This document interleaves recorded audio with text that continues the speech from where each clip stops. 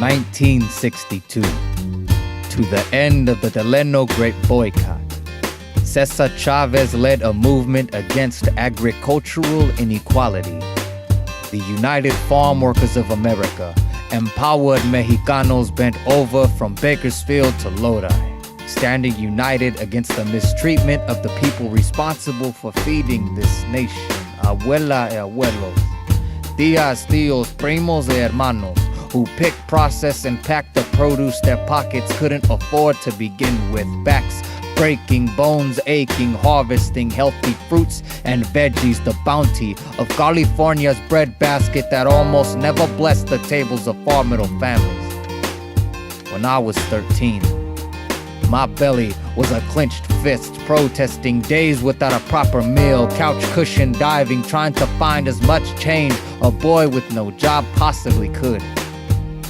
Knowing in the pit of my empty, growling stomach that $2 burgers and 50-cent sodas just wouldn't do it anymore.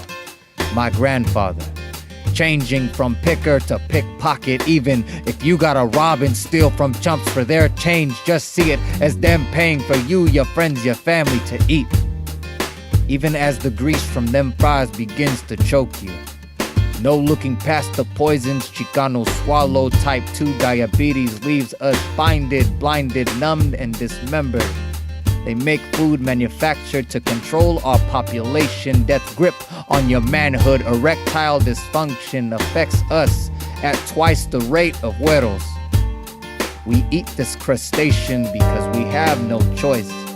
Brown body shut down and deteriorated by the toxins poverty forces down your throat. But as long as you have something that feels like food in your mouth, you won't complain. Stockton sits in the middle of an obscene agricultural abundance, but us, we live where fast food chains trap us like chain links on a prison yard. Our shackles cast and forged by poverty itself. We, the intentional inmates of the South Side, where Charter Way was known as death row for different reasons over many years, it's practically multiple choice today. Being murdered or choosing death by diet, demise by diabetes, a decision between 8 spots 3 blocks apart, my tío. As a little chavalito learned how Mexicanos in the fields did their math, adding up 5 cents a cherry to however many he could fit into his basket, minus the throwaways.